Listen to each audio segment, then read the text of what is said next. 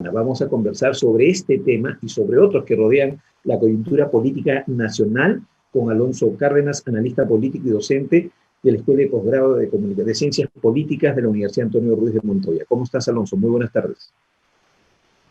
Hola Rubén, ¿qué tal? Muy buenas tardes, muchas gracias por la invitación. Escenario apretado, ¿no? Un escenario bien apretado. Bueno, un escenario recontra apretado, pero también que denota una enorme desafección hacia la clase política, ¿no? Pero gigantesca, la más grande de América Latina, sin lugar a dudas. Porque recordemos que de acuerdo con la encuesta de IEP del domingo, el candidato Johnny Lescano, que encabeza los sondeos, tiene alrededor del 12%.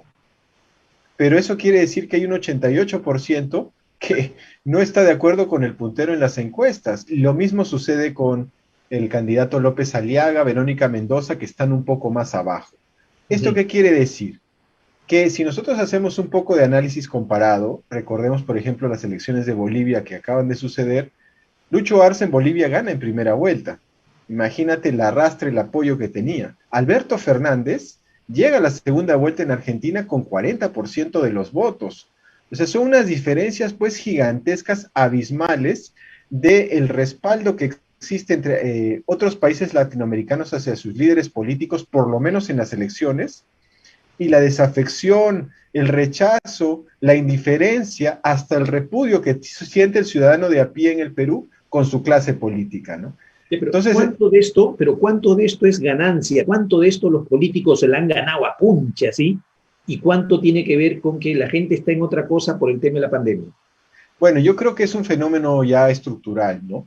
Es un fenómeno que venimos arrastrando desde hace por lo menos 30 años. Se lo han ganado a pulso, como tú muy bien dices, porque el Perú pues tiene todos sus presidentes del siglo XXI presos o en procesos que involucran corrupción. Yo veía los datos de diferentes investigaciones. Hay 57 gobernadores regionales involucrados, investigados, fugados por casos de corrupción. Hay 2.000 alcaldes en esta misma situación tan difícil. El sector privado, el tsunami Odebrecht ha desnudado, digamos, prácticas tan nefastas como el Club de la Construcción, y últimamente la academia también se ha visto manchada de estos malos manejos, de estos manejos turbios, con el caso de la Universidad Peruana Cayetano Heredia. Entonces, la institucionalidad del Estado, porque no solamente es el poder ejecutivo, sino es el legislativo y también el judicial, el sector privado, la academia y los gobiernos regionales y locales, pues todos han estado inmersos en esta, digamos, en esta metástasis, ¿no? De corrupción y de malos manejos, y obviamente eso ha generado un abismo, un alejamiento, una indiferencia y, como te decía, un repudio hacia del ciudadano de a pie, hacia sus autoridades y su clase política. Tanto ese malestar natural de la población frente a sus líderes políticos podrá, digamos, amenguarse de alguna manera, despertará alguna expectativa para ese electorado que todavía no define su voto, este último debate que está organizando el jurado. ¿En algo despertará el tema del debate? Bueno, yo creo que como se acerca tanto ya, digamos, estamos a menos de 2 semanas de la elección. Bueno, es importante señalar que todavía no sabemos si va a haber elección, porque el tema de la pandemia está cada vez más grave. Estamos en una situación realmente sumamente difícil, y nuestro vecino Chile, que ya tiene una situación, digamos, complicada, pero no tanto como nosotros, está barajando la opción de postergarlo por lo menos un mes, ¿no? O sea, hay que tomar en consideración todos esos elementos. Pero en función a tu pregunta, si bien hay varios estudios que señalan que los debates presidenciales no influyen tanto en la elección de un elector, ¿no?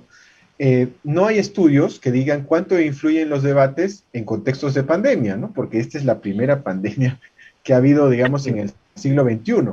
Entonces, yo considero que sí va a tener un impacto. Primero, porque estamos ante una situación sumamente difícil. Segundo, que no hay partidos políticos, los partidos políticos están sumamente desestructurados.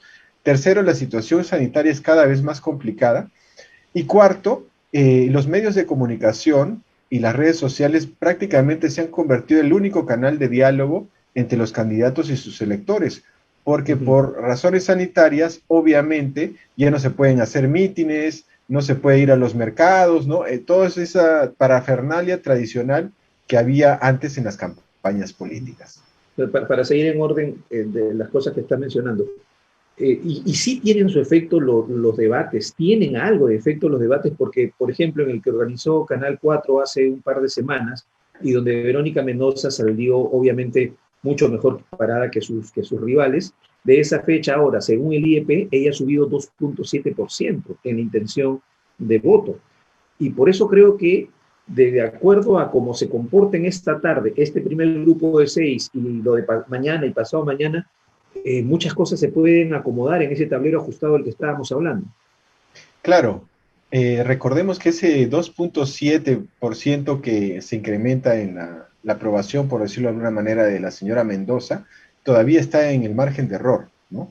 Es realmente, los niveles son tan bajos que ganar 2 o 3 puntos puede ser la diferencia entre pasar a la segunda vuelta y perder la inscripción. O sea, estamos en un escenario realmente inédito en el Perú y en América Latina de desafección de la ciudadanía hacia su clase política. Y hay un elemento, Rubén, si me permites, que creo yo es muy importante mencionar, ¿eh? Como todo está tan ajustado, hay en el Perú, en el extranjero, 1 millón de votos que las encuestas no miden. Pero, por ejemplo, en el caso chileno, como están en una situación tan difícil, no se sabe si los... Otro tema, siguiendo el orden de cosas que mencionaste, ese es el papel de los medios de comunicación, ¿no?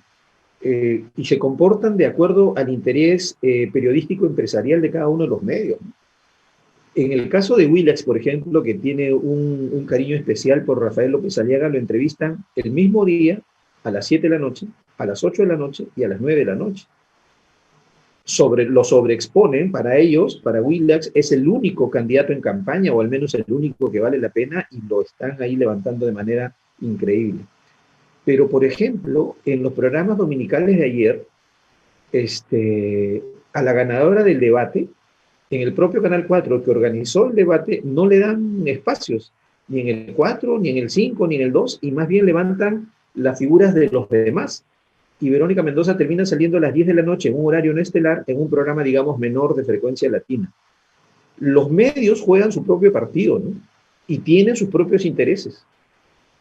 Bueno, definitivamente, ¿no? Eso ha sido, digamos, moneda común en los últimos 20 años, ¿no? Y ahora con la pandemia, porque no hay mayores elementos para llegar a la población, por lo que te decía de los mítines y de visitar los mercados, etcétera, creo que se ha exacerbado esa percepción, ¿no? De que distintos medios tienen una agenda, digamos, propia y en función a sus intereses empresariales. Antes, digamos, no era tan claro porque, bueno, había otras alternativas, ¿no? Pero ahora, como todo está tan limitado por medidas sanitarias, creo que se hace bastante obvio, ¿no? Pero eso tiene también otra lectura, ¿no? Es una moneda de dos caras. ¿Por qué? Porque como todo se ha limitado, las redes sociales cada vez están más activas, ¿no? Y si bien es cierto que las redes sociales todavía no tienen una penetración tan alta en el Perú en comparación de Europa, Estados Unidos o de otros países latinoamericanos, como los márgenes son tan poquitos, son tan estrechos, como la desafección es tan grande, sí pueden generar un impacto, porque estamos hablando de 10%, 8%, 7%, son niveles bajísimos, ¿no? Es una desafección gigantesca, ¿no? Ajá. Pero, ok, pero arriesguémonos un poco. Al margen de los temas que la pandemia ha planteado, de las limitaciones que ha planteado, al margen de que tengan simpatías o no en los medios de comunicación, sino más bien por las deficiencias propias de sus estructuras partidarias, sus campañas, ¿quiénes están fuera? Acuña, el Partido Morado, Bengolea, Marco Arana, ¿quién más? Creo que ellos ya están absolutamente fuera y con la posibilidad de ni siquiera pasar la valla. Salaverry. Sí, me olvidé. Mira, es tan insignificante que ya ni me acuerdo de él.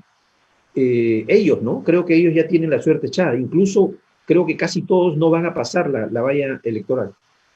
Bueno, en el caso de Salaverry depende bastante del desempeño del expresidente Martín Vizcarra, ¿no? Pero tú crees que por el tiempo y por las condiciones tiene todo tiene todavía posibilidades de destacar en algo cuando ya toda la prensa está más bien enfocada en revisar los problemas legales alrededor de él?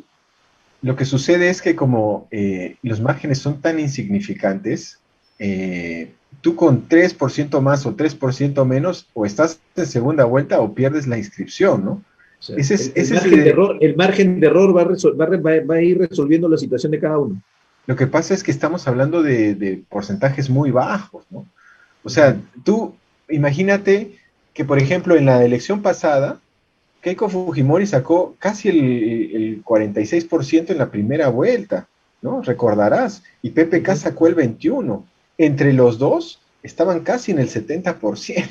Ahora, digamos, si tú sumas Johnny Lescano, López Ariaga y Verónica Mendoza, que son los tres primeros según el IEP, a duras penas llegan al 30%.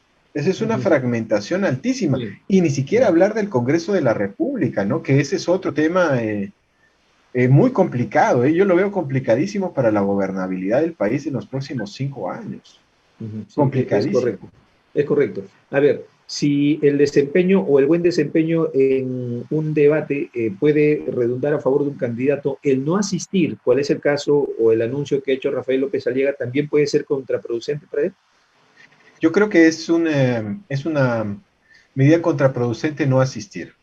Primero porque un político, un líder que aspira a, llevamos, digamos, a encabezar a una nación, pues tiene que tener el valor de siempre dar la cara, ¿no? Por un lado. Y segundo, como ya, salvo Willax, no tienes mucha exposición, en el caso de López Aliaga, necesitas aprovechar al máximo los espacios que te dan los medios de comunicación. Tienes que aprovecharlos al máximo, ¿no? Y creo yo que el Jurado Nacional de Elecciones es una excelente plataforma para poder plantear tus propuestas, observar tu capacidad argumentativa y también para poder atacar a tus contrincantes y defenderte, ¿no? O sea, un líder político tiene que tener ese manejo. No se puede andar escondiendo y digamos, rechazando todas las invitaciones que se le hacen porque algunas le dan incomodidad, ¿no? Un líder político tiene que estar preparado Bien. para todo eso. En todo caso, vamos a tener tiempo para seguir conversando de eso. Van a ser 3 jornadas muy interesantes. Alonso, te agradezco mucho por habernos acompañado esta tarde. Muchas gracias, Rubén, por la invitación.